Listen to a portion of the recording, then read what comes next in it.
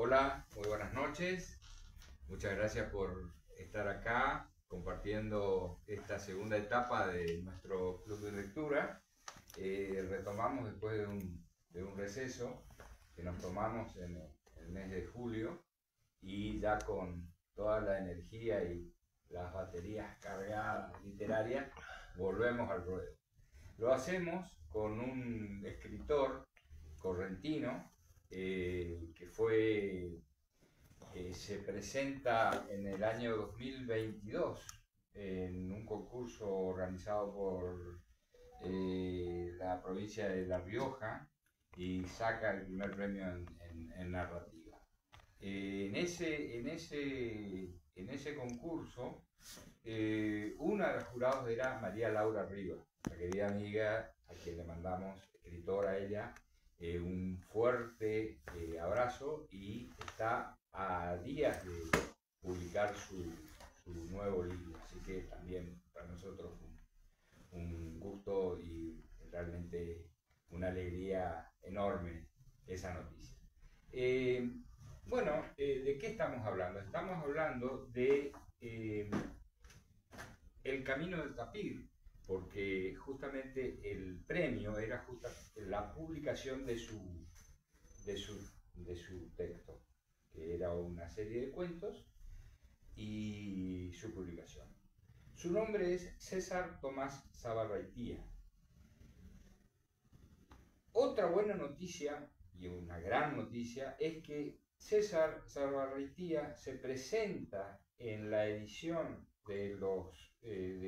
a narrativa del concurso UNE, edición 2025, y vuelve a ganar. Digo vuelve en el sentido de que porque había ganado ya otro concurso, pero en realidad es la primera vez que lo hace aquí en este.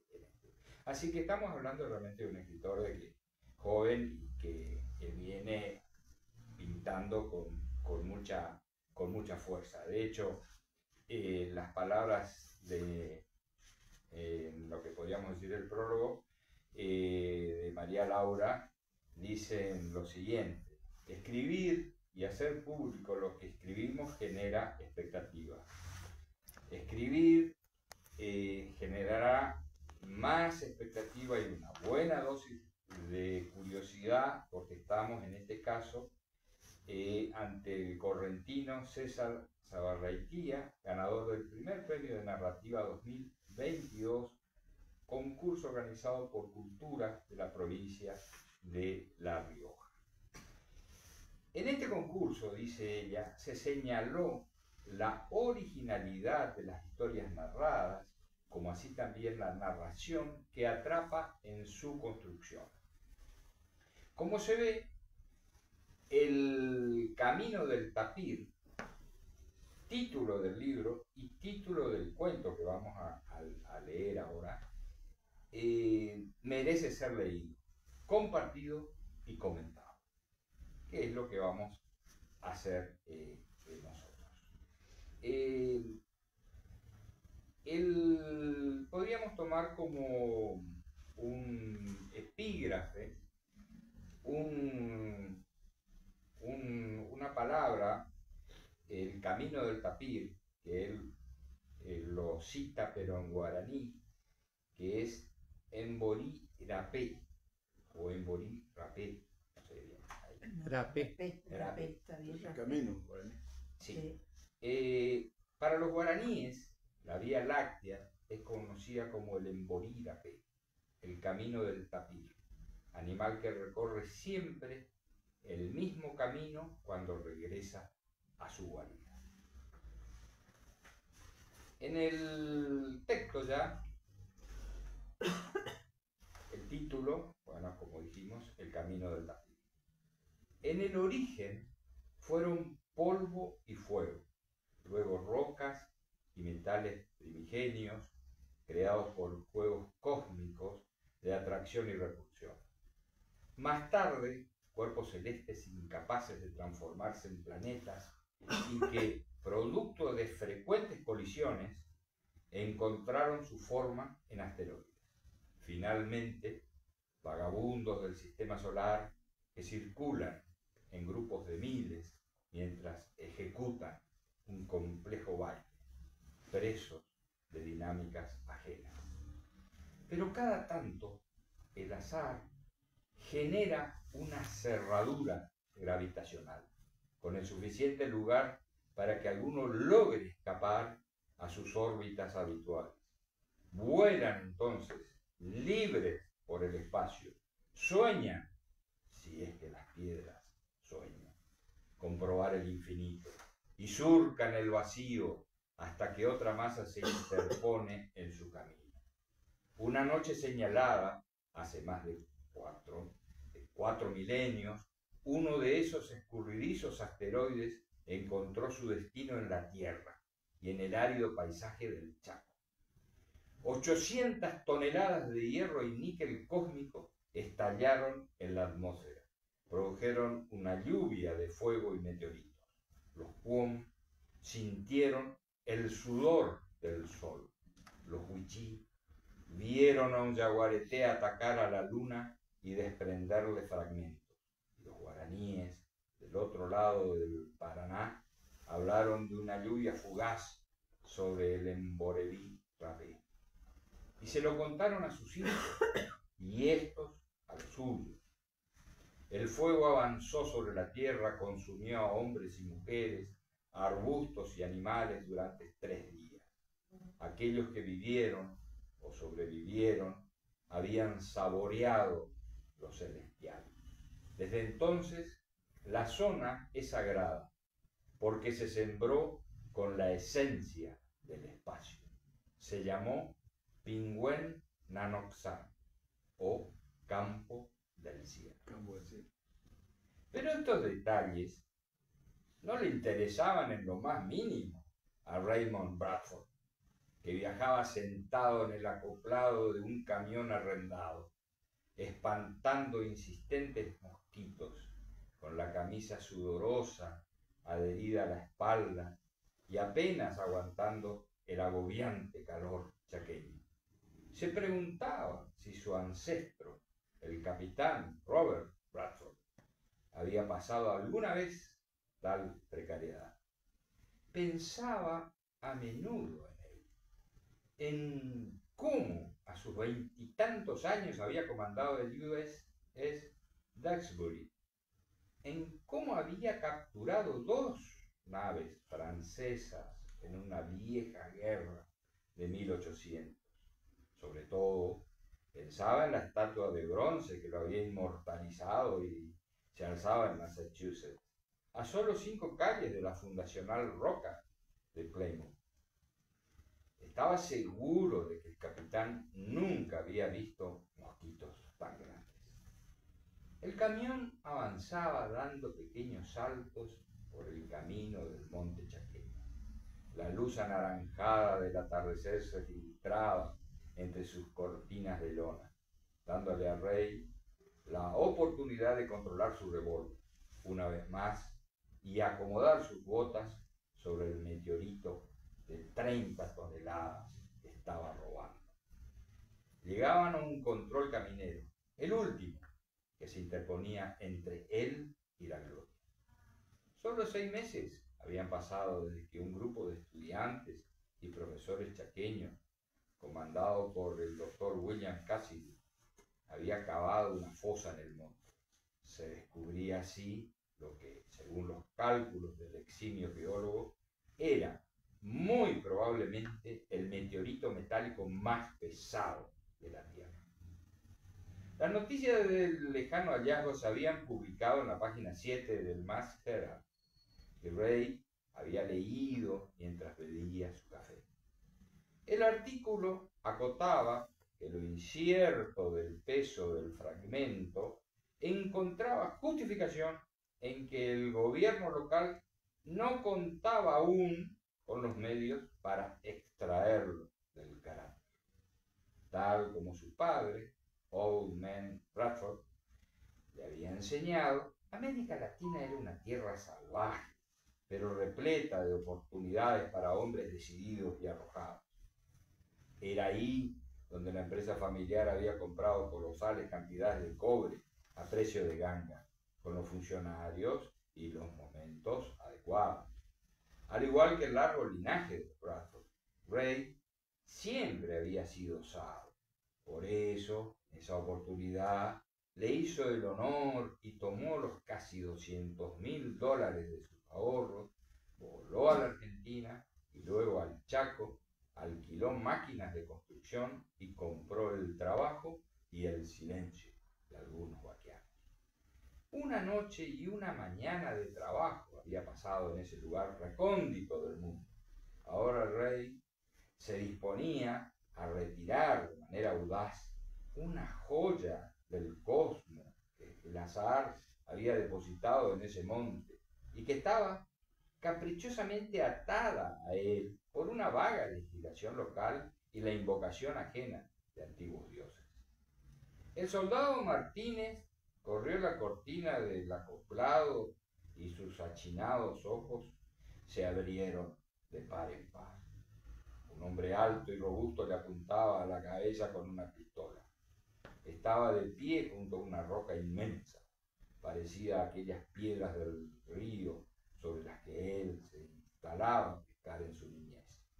El gringo era colorado, barbudo, y estaba agitado. Con una mano sostenía el arma y con la otra un puñado de billetes verdes que le acercaba al tiempo que le decía: «Toma el dinero». Rey observó al pequeño uniformado, tenía rasgos aborígenes y ni siquiera había intentado manotear su fusil. Lo vio superar su sorpresa inicial y luego extender su tembloroso brazo para guardarse los $. Bradford dio un silbido y el transporte siguió, volvió a arrancar.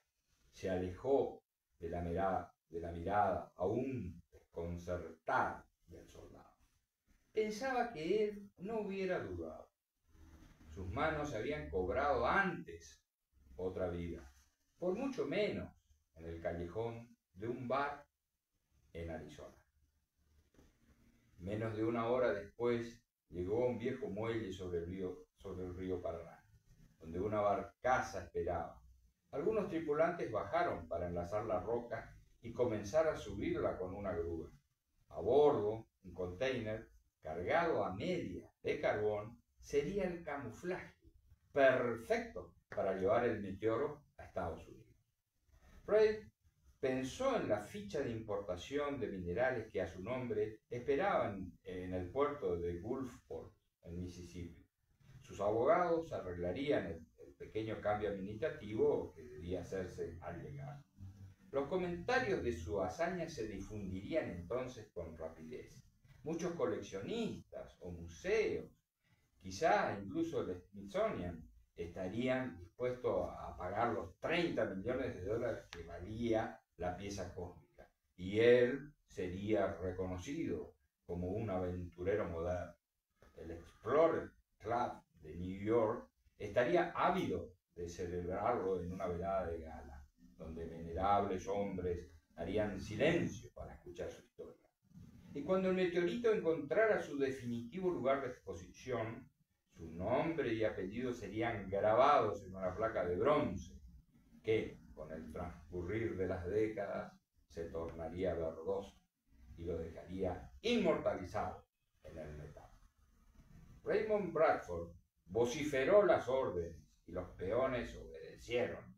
La grúa movió sus sucios engranajes y la pesada piedra se elevó con solemnidad.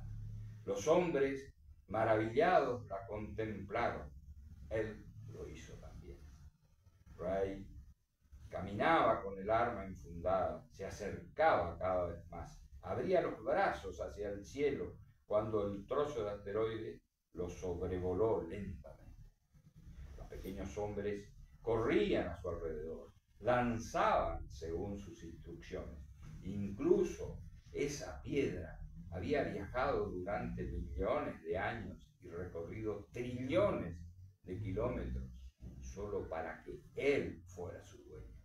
Sentía su barba roja como la del omnipotente Odín, que sus brazos eran los de Atlas, que sostiene al mundo, y que en su revólver anidaban relámpagos a la espera de que él los liberara.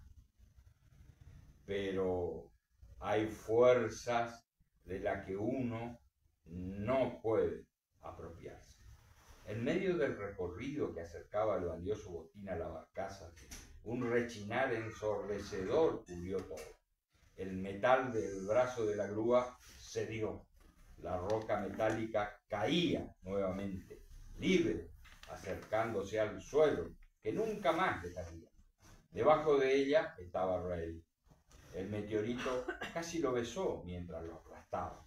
Durante una fracción de segundos, al tiempo que sus frágiles huesos crujían, Bradford pudo saborear el fuego, el polvo y lo eterno. Chan, chan.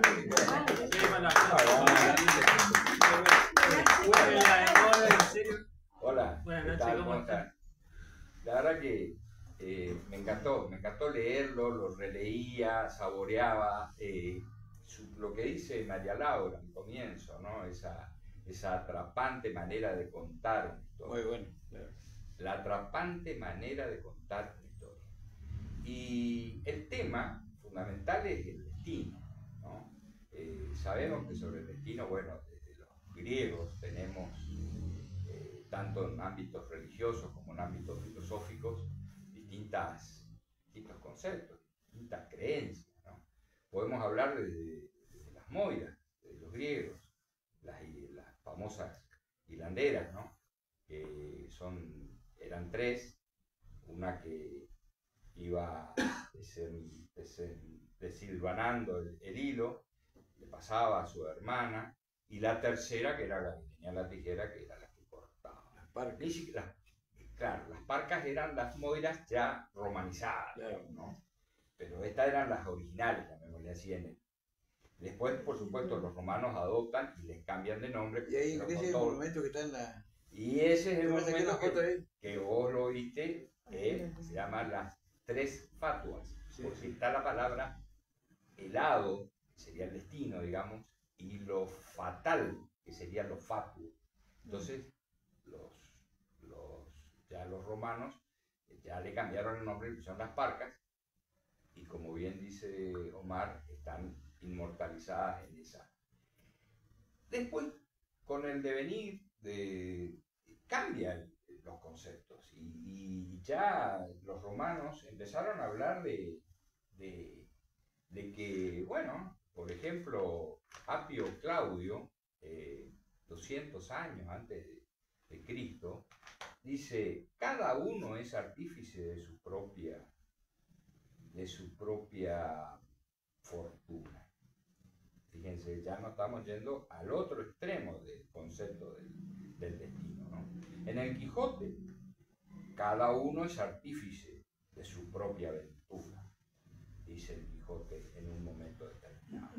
Amado Nervo, ya nuestra contemporánea, ya más en este tiempo, ya, porque veo al final de mi rudo camino que yo fui el arquitecto de mi propio destino, que si extraje las mieles o la hiel de las cosas, fue porque puse en ellas hiel o mieles sabrosas. Cuando planté rosales, coseché siempre rosas. Antonio Machado, adhiriendo a uno es artífice de su destino. Caminante no hay camino, se hace camino al andar. Y quería culminar este recorrido con el maestro, con Borges, ¿no? Que en su vida, dice Borges, siempre he sentido que mi destino era ante todo literario, es decir, que me sucederían muchas cosas malas y algunas buenas, pero siempre supe que todo eso a la larga se convertiría en palabras. Eso podríamos decir de que es una postura determinista, dirían, desde la filosofía, ¿no es cierto? Y está en las antípodas del libre albedrío. Pero en la ficción en su cuento El Sur, a su personaje, Juan Dalman, lo hace, yo ficcional de Borges, digamos, lo hace decir lo siguiente al narrador: ciego a las culpas, el destino puede ser despiadado con las mínimas distracciones.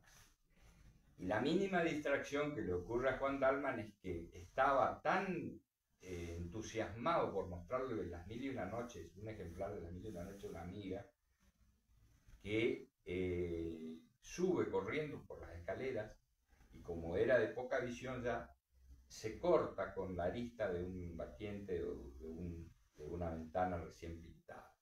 Entonces, cabe bien esa frase con lo que le ocurre a Bradford, ¿no es cierto? El destino, en este caso, Zabarraitea nos muestra como que es algo determinado. Es decir, entonces ahí están las dos grandes corrientes que cada uno... Además, como que se le va allanando tan fácilmente el camino para que llegue a su meta. Consiguió todo. Sí. Hasta que ocurre lo que ocurrió, digamos, la mínima distracción y la fatalidad, es decir, lo determinante, digamos. El punto de la fatalidad. Sí, entonces, ahí están las dos cuestiones. Yo creo que tengo, digamos, dos ejemplos. Uno es Borges, ¿no? Podríamos decir, su destino literario. Y el otro es San Martín. San Martín, digamos, ¿qué hubiera pasado si en el combate de San Lorenzo el sargento Cabral no lo salva? Se termina la historia de la liberación de su carrera militar y de su gloria militar y la liberación de todos los países, ¿no es cierto? Termina ahí San Martín. No, pues tenía un destino. Es decir, si nosotros creemos que tenía un destino militar, bueno, sortea ese percance, llamémosle, y toda la gloria que acumuló posterior. Diferente de lo que le pudo haber ocurrido a Sartre, que es uno que adhería, existencialista él, al uno es artífice y es el responsable de sus actos. Entonces, bueno, Sartre fue comunista, posteriormente renegó del comunismo, fue premiado en literatura con el premio Nobel, rechazó también el premio Nobel, tuvo en su vida afectiva una relación muy intensa con Simone de Beauvoir, pero era una pareja libre, entonces tenían sus idas y sus venidas. Entonces, en él podríamos aplicar un ejemplo de que, bueno, uno es artífice de su propio destino. Y bueno, después cada uno de nosotros tendrá su postura frente a este tema, ¿no es cierto? Que me gustaría que abramos los comentarios, ¿no? A mí el cuento me pareció una narrativa muy ágil, muy atrapante, como dijiste, y hay algo que quiero resaltar, que es el ritmo que tiene la escritura. Tiene un ritmo que está perfectamente determinado por la acentuación interna de las palabras. Entonces va marcando un ritmo que hace que la lectura sea muy llevadera y muy agradable. No es fácil lograr eso, ¿no? Con un lector como el que tenemos. Sí, bueno, él marca, ¿viste? Él va marcando ese ritmo que tiene las líneas. Así es. Eso me pareció extraordinario y quería resaltar. En relación al destino, bueno, es difícil tener una postura, digamos, ¿no? Las dos suenan muy lindas. Sí. O sea, ser artífice de tu propio destino es fuerte, es poderoso, pero sabemos de que es imponderable. Claro, no, y aparte nosotros no dependemos solo de nosotros, digamos. O sea, hay un mundo que está permanentemente en conflicto y que, bueno, a veces acompaña tu camino y a veces no, digamos. Tú puedes tener la opción para tomar el sí, camino que vos sí. Pero Yo pienso que... Vos estás en la corriente sí. No creo. del libre albedrío. Claro, Está bien. pero el destino que se propone uno, ¿viste? Está bien. ¿Entendés? Y eso Bien. lo tengo bien marcado. Lo tenés bien claro. Sí, sí. En el libro de Ortega y Gasset, la famosa frase de él, yo y mis circunstancias, obviamente que él adhiere hace como una especie de integración, digamos, estas dos cuestiones, porque por un lado dice, bueno, sí, yo soy producto de mis actos, yo, digamos, pero también de mis circunstancias. Entonces ahí está lo azaroso, Claro. lo que no depende ya de nosotros. Está muy buena esa frase. Y me tomé, me empecé a dar a ver dónde estaba esa. Y está en Meditaciones del Quijote, libro recomendable para los que gustan de Ortega y Gasset. En Meditaciones, al comienzo del libro, cuando es una especie de prólogo ahí al lector, ahí es donde está la frase, la famosa frase. Yo tengo dos frases que o sea, no son mías, no son mías, pero Te las apropiaste. me las apropié, suelo decirle siempre a mis clientes, después de que me cuentan todas sus peripecias, le digo, en este bolsillo cada uno es artífice de su propio destino y custodio de sus propios intereses. Claro. Ese es más o menos Claro. mi filosofía. Claro. Obviamente que siempre Yo creo tenés cosas exógenas que te van a modificar las cosas, pero Te condiciona. tiene que ver también cómo uno toma las cosas exteriores, digamos. Claro. Qué actitud toma uno. Y bueno, de ahí viene la parte de cómo uno puede amoldar el destino, si quisiera. Yo no sé si creo en un destino escrito, que yo soy protagonista de eso, sí, porque si no, es fácil de desligarte de responsabilidades. Si vos crees que ya hay Está todo un devenir predestinado. que está Entonces, fácil. estás esperando. No, es que eludís la responsabilidad. Obviamente no reniego, tengo formación re católica, Claro. entonces habla de un libre albedrío, ¿no? Vos vas eligiendo. Sí. Ahora, también está el otro concepto, podríamos decir, de lo que se denomina la predestinación, ¿No?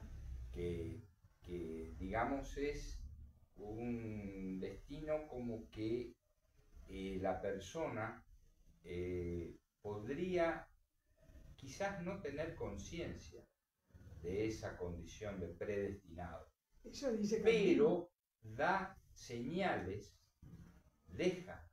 va dejando señales, como para que posteriormente, cuando se produce el desenlace, o sea, la muerte, uno pueda decir, si hubiéramos leído adecuadamente, hubiéramos entendido esto. Bueno, es una corriente que existe o que Bueno, el existía calvinismo ya te lo hoy. dice. Claro, Casi calvinismo. todas, varias doctrinas Exactamente. dentro del movimiento. Justamente uno de vaticano. los cismas que ocurre en la iglesia es justamente por esta postura ¿Y frente qué a... dice Calvino? ¿Cómo te das cuenta vos que sos elegido?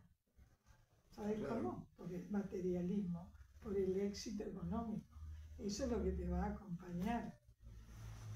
Sí, y Está en la base de muchas nuevas totalmente, y fue iglesias, digamos. y fue uno de los, tengo entendido que fue uno de los cismas con la ortodoxia. No, él católica. rompe cuando se produce el Su luteranismo, pensamiento él con surge respecto a con esto. eso. Sí, ¿A obvio. qué pensaban del destino? Lo que el cuento hace acá, me parece, es plantearnos un personaje que se imagina el éxito sin tenerlo, digamos. O sea, el tipo hace todo un Castillo en el aire. castillo en el Claro, aire. claro, ella se está sintiendo y está eludiendo y se me viene a la cabeza como un chiste del pensador contemporáneo, jugador de River y técnico campeón de Racing, Mostaza Merlo, que decía paso a paso. Claro. Entonces, si él hubiera ido paso a paso, Exacto. es probable que no tuviera esto. Si el tipo ya idealizó todo, Ya estaba ahí, y bueno, sí.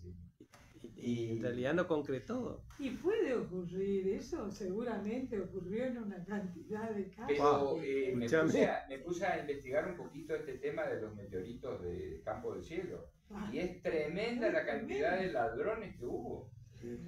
Hubo en el Está en uno de los Estados últimos que Unidos. Un fragmento bastante grande. Fue a Estados Unidos, ¿no? varios, Sí. porque son millonarios, como decía ahí en la ficción, y está ficcionalizado el que intentó, acá, por supuesto, en la ficción al personaje lo mata, pero hubo Robert Haack, un famoso geólogo, ¿viste? Pero a la vez tenía su costado también de... Entonces, bueno, hubo un intento del más grande, o sea, del meteorito Chaco, o el Chaco, le dicen, el más grande que pesa 37 toneladas. Bueno, ese intentó en el 2015 y lo apresaron. Sí. A tal punto que tuvo repercusión en la Constitución. O sea, antes la Constitución Nacional no tenía, en el artículo 124 de la Constitución, que habla de las provincias, Porque la provincia no tenía soberanía sobre el subsuelo. y sobre lo de arriba también. Entonces, la provincia es soberana sobre todos los elementos y pusieron los meteoritos también, digamos, porque no estaba... Había un vacío legal. Había un vacío, entonces de ahí se prenden los chaqueño. tipos. Bueno, o sea que fíjense toda la repercusión que trajo estas historias del meteorito. O sea que la verdad que es muy interesante cómo arranca él con la visualización de los originarios, de los aborígenes y de lo que creían. Habíamos leído en la primera... a Mariano, que tiene un libro que se llama Campo del Cielo, ¿no? Mariano Quirós es chaqueño. Bueno, y tiene un libro delicioso que se llama Campo del Cielo. Y el último relato es justamente los orígenes. Y justamente también ficcionaliza muchas cosas que leímos. Bueno, de alguna manera, Zabarretea complementa todo ese relato porque aborda desde otro lugar, digamos. Mariano hace más hincapié en el geólogo y la relación que se establece entre lo cósmico y lo terrenal, digamos, ¿no? Bueno, Zabarretea, si bien toma esa línea, pero pone el acento más en las fuerzas que uno no puede modificar, o sea, que uno entiende que está hablando del destino, ¿no? En la ficción. Sí, la verdad que muy lindo. Bien. Bueno, Damos por finalizado. Y agradecemos nuevamente la presencia y nos veremos seguramente dentro de 15 días. Bueno, déjame pasar un aviso. Sí, como no, ahora Ahora pasamos a la segunda etapa. Pasado mañana en la biblioteca va a estar José Frete, bueno, estuvo en el encuentro del Payure. En este caso, bueno, creo que se va a extender más y va a estar acompañado por Diana, su hija, que como ustedes saben, Diana, o algunos, no sé si sabrán, Diana, que es la viceintendente, ella va a interpretar canciones sobre el origen de Pellegrini, de Liberá y todo eso que contiene algo de lo que escribe José Frete. Así que bueno, los invito, los esperamos. Buenísimo. En el literario Belgrano. Bien. El Jueves a las 7 20. Bien. Jueves a las 20. a las 20. Y le voy a pasar otro avisito, que no sé quién lo trae, a mí me mandó Panchi un mensaje. Sí, yo también estoy vendiendo las entradas. ¿Vos estás vendiendo? Bueno, yo me anoto con 2 entradas. Mañana. ¿Tenés ahí o mañana paso? No, las tengo en la Bueno, un músico que Panchi me cuenta que fue su maestro, de piano en Buenos Aires, se llama Nacho Abad, viene el sábado, este sábado 9, y a la mañana va a dar un taller de musical en la literaria, Exacto. y a la noche va a dar un concierto de folclore. Lo vamos a invitar especialmente a Petinato, porque ustedes habrán escuchado sus declaraciones. Siempre hay un pelotazo en contra. Yo entiendo que lo hace a propósito, es un provocador, para que justamente salgan voces y digan, ¿viste? No, pará, Petinato, no es así como vos estás pensando. Folclore no lo subestimes.